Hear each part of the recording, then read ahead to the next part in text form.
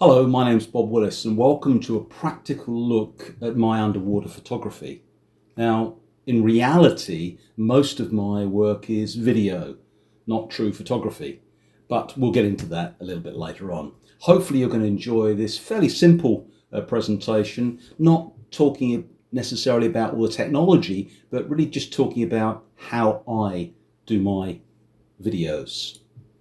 So some key things to remember. First of all, in the majority of cases, I only take video, not stills. The resolution of video today is now so high, it's fairly easy to take a single frame and produce a perfectly acceptable photograph to use in a variety of different applications. However, it's not necessarily for professionals or the front cover of magazines, but most applications, the photograph will be sufficient. Now, some things to remember before you go on any trip. Camera, underwater cases, and when I say and go through this list, I normally actually take the camera, take the case, put it together, the same with all the other associated parts, just to make sure I've got everything, it connects together, and I'm then unlikely to forget anything. Spare batteries and SD cards. It's amazing how many SD cards you can fill up with video footage. Of course, we're going to edit some of that, but the important thing is to capture it in the first place. And you want spare batteries for all of your different pieces of equipment. Now, if you're going to be diving or swimming or snorkeling in fairly shallow water, and I'm talking about sort of 10, 12 meters, filters can be effective. So typically, most commonly, orange filters in my case, because I like warm water conditions. As you go below that and start to use lights, then perhaps the filters are less important, and some of the modern cameras actually do that for you, actually doing the correction. I like to package all my equipment, if I can, into small boxes, and I use Rossi ice cream boxes. Many of you who come from the Essex area will know what I'm talking about when I talk about Rossi. Lights and spare batteries. Again, lights require batteries quite often. So you've got to think about what you need for your particular trip. And most importantly, chargers to charge those batteries that inevitably are going to wear out over a couple of dives. Moisture absorbent strips. It's one of the things that some people use. It's recommended to use to stop your case misting up. However, I never use absorbent strips. I do a couple of other things which I think are simpler and I certainly found over the years to be as effective. Now, when you are going to go physically on your trip, check all your equipment works before you travel, which is what I just said really, making sure those bits connect together, that you haven't forgotten anything. Check the camera settings. Please read the manual if you've got a brand new camera or watch YouTube. And when I talk about YouTube, I'm talking about application, showing you how to use it as opposed to reviews and unboxing, which is pretty boring quite often. But those YouTubers that actually produce videos to show you settings and demonstrate those settings and demonstrate the outcome of those settings are very, very useful and quicker than perhaps reading a manual. At a starting point, use standard settings that are included or suggested within the manual, and you can experiment with different camera settings afterwards. So automatic settings to start off with and see how you get on and the results you actually get. Download old files and format the SD card before you travel and go on a new trip. Again, you don't want to be in a situation that you've got half a card left and you've got some files on that you're not sure you want to lose. So back them up and then format the card or cards, and then you're ready to go. I also want a bungee cord. That allows me to fix my camera to the rest of my equipment, and a piece of black string. And I'll explain why a piece of black string a little bit later on. So before I dive, I close the camera case in the open air. So I put my camera in the case and I close it in the open air. So when I'm kitting up or have pretty much finished kitting up, I might close the camera case at that point And then what I would normally do is I would leave the camera case in the water bucket till the very last minute. What that does is minimize difference in temperature between internally within the case for the camera and the outside environment. And if you put it into the bucket of water, normally it's just being freshly picked out of the sea. So it's going to be a similar sort of temperature. I've done that since I started diving. Probably I learned from somebody else, but certainly I've never used moisture strips, and it's very rare that I ever get misting inside the camera. Next thing, I jump in, or do a stride, or roll in, or whatever the appropriate way of entering the water. The next thing I do is wipe off the bubbles from the dive case lens. The reason being that quite often when you go from a dry environment to a wet environment, you might see little bubbles forming on the surface and you want to take them away. Also, if I have got the filter on the camera, which I don't normally do, but if I forget and it's on there, it's very common to get bubbles of air trapped between the two surfaces. And you don't want to be trying to mess around looking and trying to get away from the bubbles. What you want to try and do is clean them out to start off with, stop them forming, and or if they are between the lens and the filter, then again, just wipe them clear, put the filter back on if you're going to be using it, and then you eliminate the possibility of any wonderful video that's ruined by bubbles around the lens. And also they move around sometimes. Final things to remember when diving: make sure you're buoyant. Make sure you've got your buoyancy correct. Now, I know this is boring. I know it's been drilled into you for all of the dives when you've gone through your training, but it is so important to make sure you are not moving up and down, because you don't want to be moving up and down because the perspective of you and the camera and the fish, the shark, the whatever is moving, and you want to try and avoid that if you possibly can. Get as close to the subject as possible, but take your time. Approach slowly, ideally with the sun behind you. Quite often that's not always ideal, but that's what you've got to try and think of. You don't want all the light behind the object, you want it on the object, and ideally from behind. Approach slowly with the camera, but make sure it's on record. Don't move slowly or quickly or at a minimum speed up to the object and then switch it on, because you're going to miss something. So switch it on, approach slowly, get to the position you're happy with, and continue recording, capturing those wonderful moments. After you've finished that one aspect, that one particular shot, let the camera run for 5 seconds or 10 seconds, then stop recording. The reason I say that is you've got to a position, you're happy, you're doing your recording, the fish might decide to do something else. So just leave it a little bit of time. It might have wandered off, but again, you haven't missed that final action, that final movement. It's worth the extra effort. Then stop and start again. So you move on to the next subject, do exactly the same thing again. Don't chase fish, they're much faster than you. However, let's say you've got a shark, you've got a turtle, you've got some object that is not moving quite as fast as some of the fish. You can always travel parallel to it, don't go to it. So what I tend to do is do a circular movement. So if a turtle's coming towards me, I tend to go ahead of it as fast as I can, but come in an arc. So then what happens is the turtle, if it continues, will actually go over you, go under you, so you get a nice shot. So don't chase the fish, just think where they're going and try and angle your movement towards it.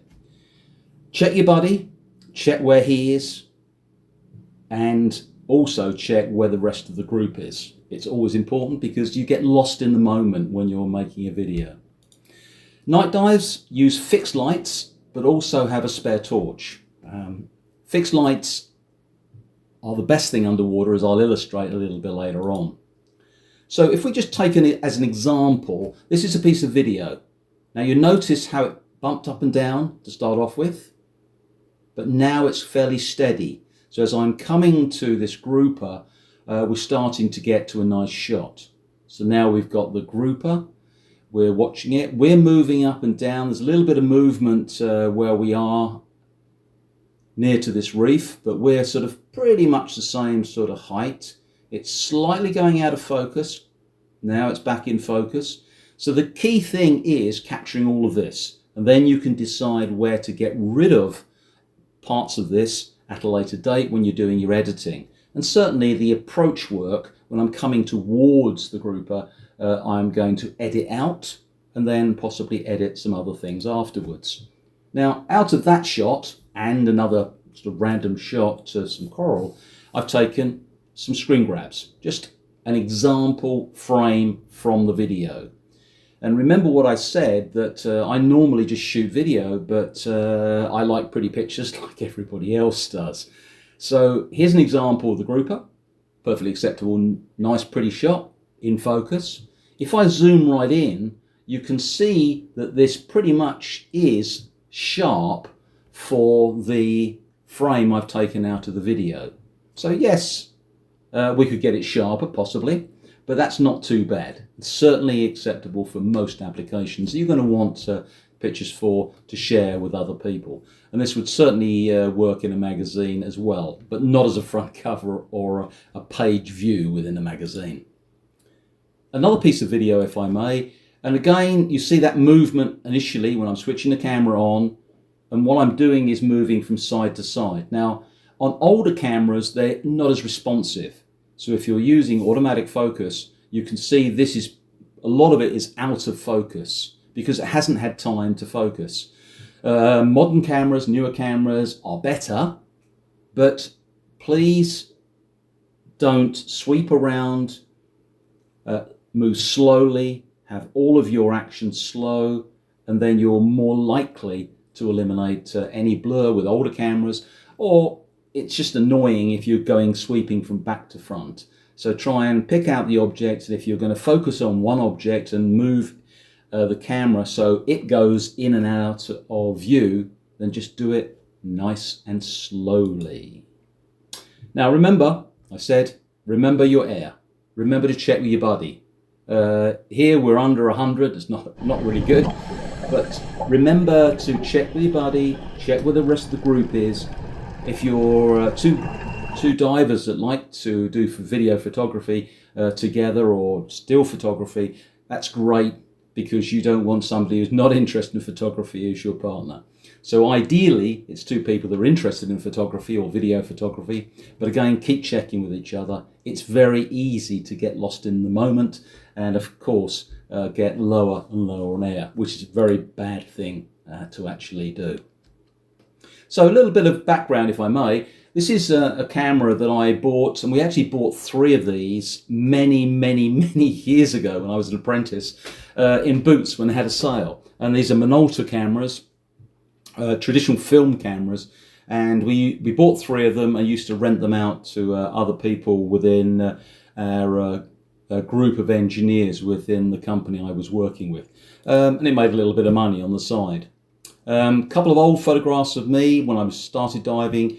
In 1982 in Weymouth, 1984 when I sort of did some of my very first dives out of the UK, and then Bob with a scooter. It's only one time in Bermuda, if I remember rightly, that I've used a scooter. Good fun. Scooters have improved dramatically over the years, but you know, it's kind of fun to try out different things when you're learning to dive. And my very first underwater video camera was from Northern Divers. It was an HD camera, but fairly low resolution by today's standard, but very robust. The camera is in that big casing, and you know, it produced some pretty good video photography for its time. So this is just an example, and by today's standard it's not great, but you can see this little critter coming out, coming up, posing a little bit, then going back down again. And I could sit there and watch these things play for hours and hours and hours, because it's nice, it's fun. That's what diving is all about, and also video photography is all about too. A couple of pufferfish. That one goes out of shot. This one wants to pose a little bit before it turns with its mate and goes away. In this particular case, this is my second digital camera, which I bought in 2017, and this Olympus Tough 6 is still one of the cameras which has got the best macro facilities, and you'll still be able to purchase these, and even the second-hand price is very similar to the original price that they sold for, because the macro facilities on here are really very, very impressive.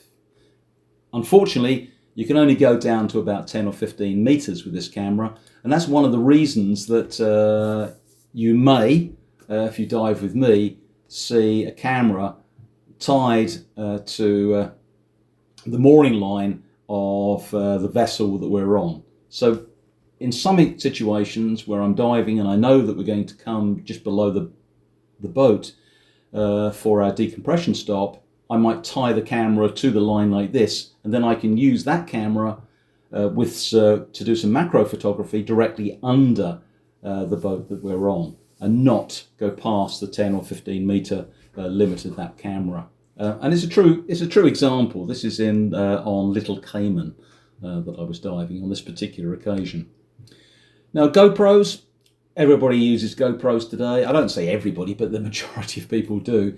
And I've had a 3, I've had a 5, and I've had a 10, and I use a 10 currently. My 5 has a flip-mounted lens, so it's got macro facilities as well as an orange filter if I want to use it. And on the 10, which is shown on the bottom here, I just use an orange filter when I'm doing sort of fairly shallow work. So typical systems that are available in the market today, both brand new and in the second-hand market. I use standard settings on most occasions unless there's something specific that I'm going to be doing. So I've listed here, or illustrated here. So I go to 4K, 120 frames per second, so it allows me to do slow motion, wide angle lens, standard, hyper smooth, and you can see the other settings. And if you're interested, I can always pass on other settings to you. But experiment with standard settings and only choose things that are kind of critical. If you've got a brand new GoPro, then you can shoot above 4K, but quite often, in my opinion, for most applications, it's just not necessary, and you end up with massive files as well to edit later. I have a great love in 360 videoing, and this is my 360. This is the X3. I had an X2 before. I've had a couple of cases. This is the older case, the second generation case, not the third generation case. And you didn't used to be able to get filters for these, but you can now buy them, and they're fairly inexpensive. And the idea with 3D is that's what you're capturing. You're showing a 3D image that you can edit at a later stage. In this example, I'm showing you a flat view, so you can see half of Bob Willis on one side of the video and half of Bob Willis on the other side of the video. And the idea is this is a stretched out flat view, and then when you take that video and create a spherical view, you can then scan around the whole of it on Facebook or YouTube, etc. So this little piece of video at the end here is just me in an advanced diving suit. Well, no, it's old school diving, hard hat diving. Fun thing to do. If you ever get the opportunity, try it out. You'll notice this plastic thing that is waving underneath, and I'm holding it. This is the second generation of 360 dive cases, which unfortunately was always visible in the screen. Now, I haven't edited it out in this particular example or the previous one because I just wanted to illustrate it. You can see here again in this flat view, but when you edit it out, which you'll see in a moment, you'll see that we can lose all of that in the edit.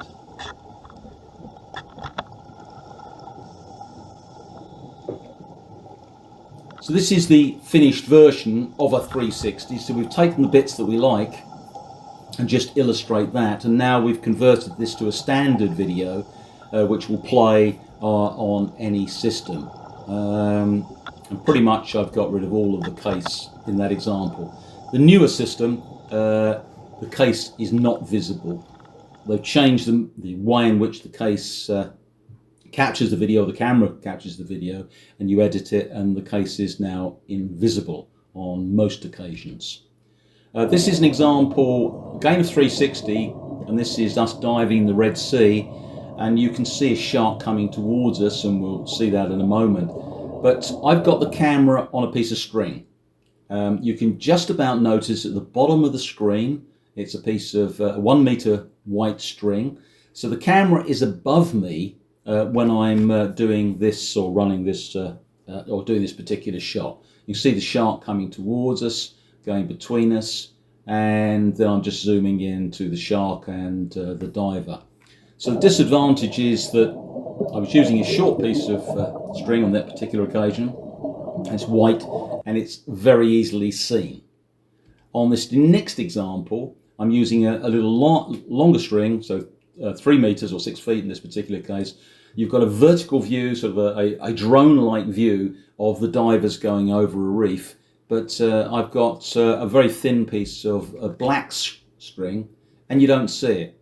And the other advantage of having the camera a little bit further away from you is that the bubbles doesn't move the camera around. So you can see the bubbles when I'm breathing are going back. I'm directly above or below the camera, so consequently you don't get the housing being moved around when the bubbles come up from my regulator. So again, just little tricks that have worked for me successfully over the years. This is 360 again, but using a selfie stick. So the camera is in front of the lionfish in this particular occasion. So this allows you to pose if you want to with a fish or a piece of coral or whatever. Capture the moment, capture obviously the divers in the background as well as yourself. But you know, it works reasonably well. Onto lights. Now I've had 2 of these Epoch lights for years and years and years.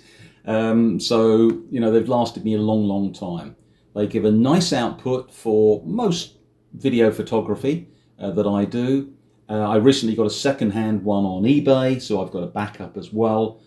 They don't come on the market that often, and they're certainly not available as a product to buy in many locations now. But there are lots of other options out there. But these are the ones that I use when I'm working.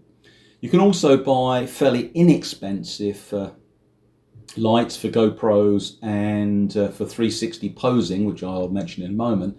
They're really only useful for about 1 meter, so a distance. If it's anything further away, you won't really get much effect from it. But again, it's worth it to try one out because they're very inexpensive to try out, and it gives you a feel for what the performance might be on something that might be slightly more expensive. You can also get filters that are sometimes offered with them free to give you a slightly different color light, but I question the value of that personally because of the limit of the light output, and if you put a filter over the top of it, it's going to reduce the output even further.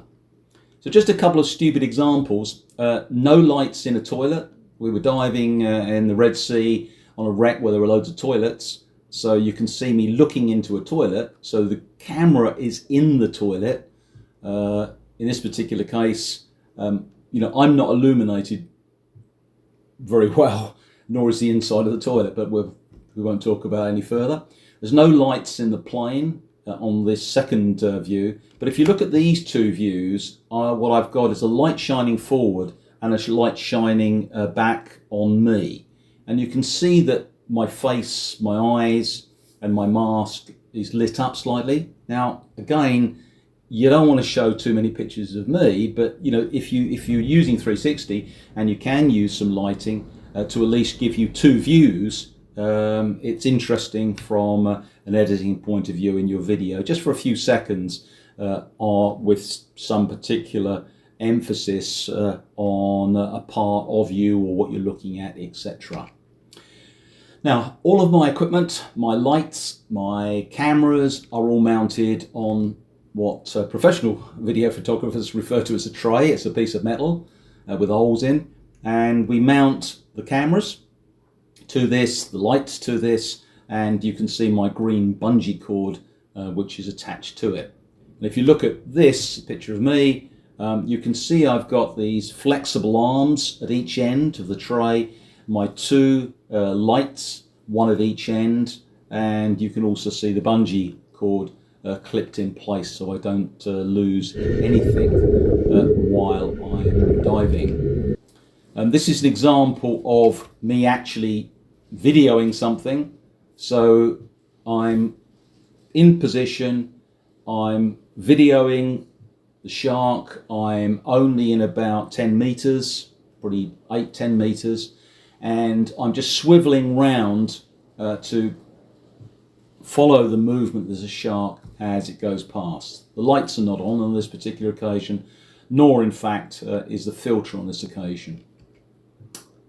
Now on to videoing when you're underwater during a night dive.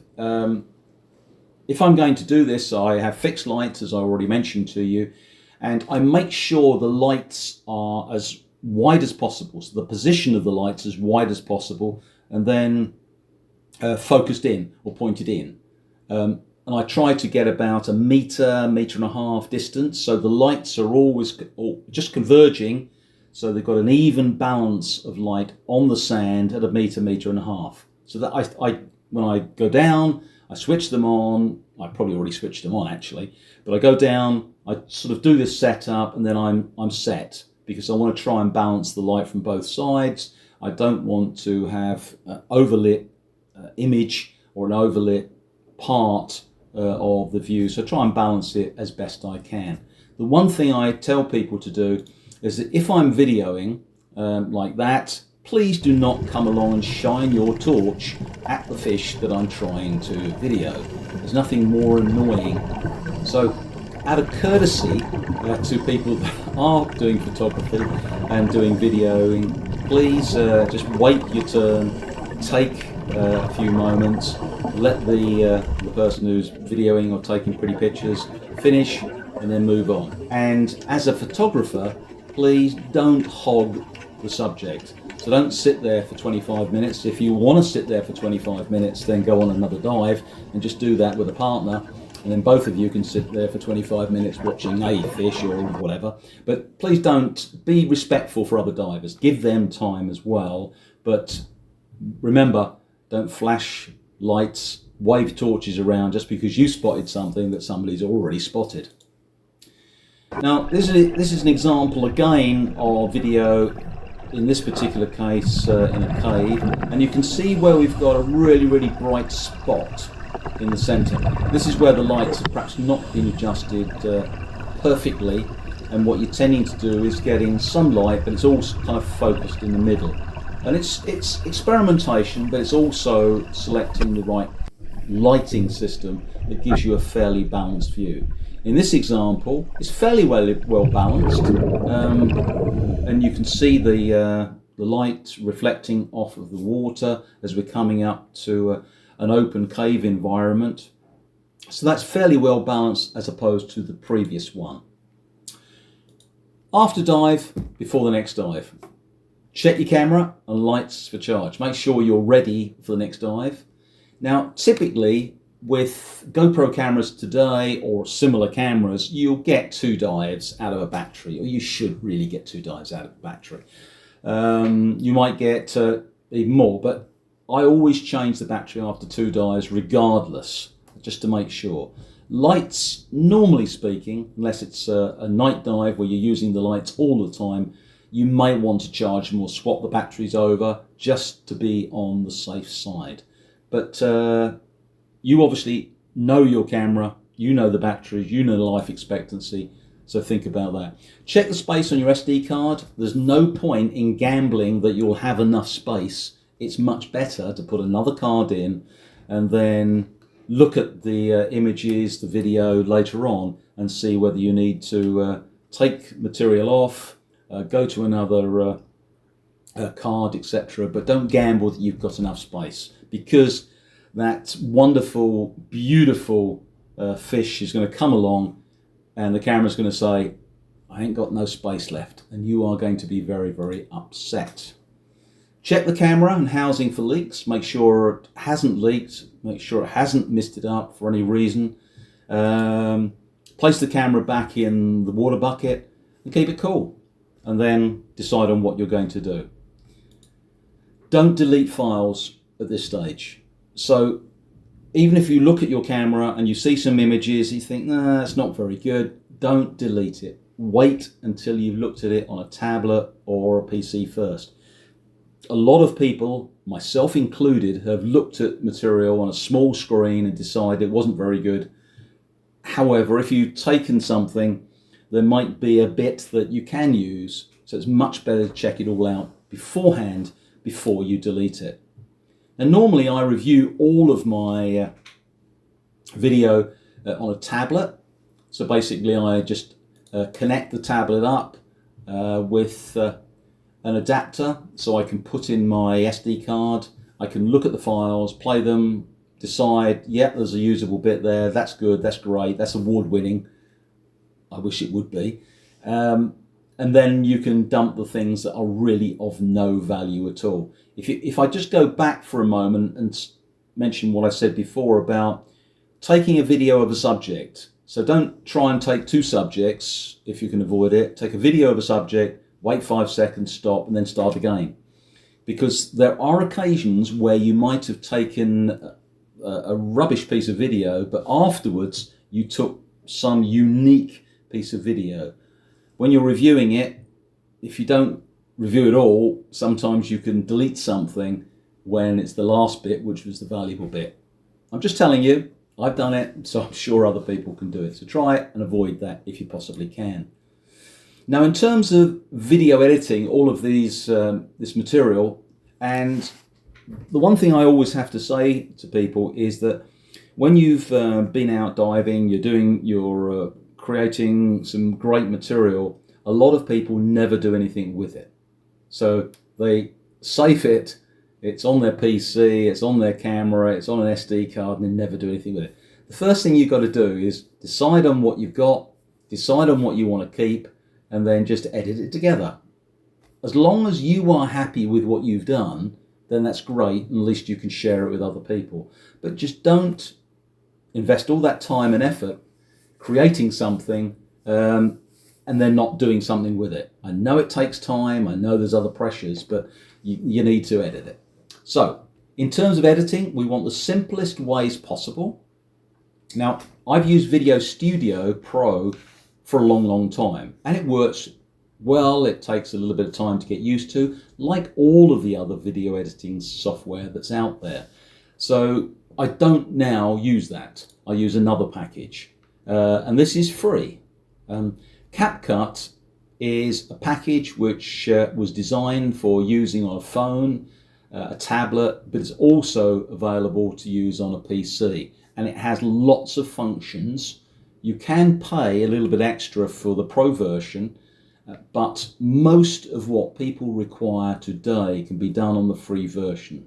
So I would thoroughly recommend looking at CapCut, watching a few videos from experts using it for editing on YouTube, and it's something that I'm sure you'll get a lot of fun out of using. But at least you're going to be using it. It does sound, it puts on music, copyright-free music, it puts on titles, all that sort of stuff it can do. So it's worth investing in the time, and it doesn't take a lot of time to learn how to use it. It's fairly simple.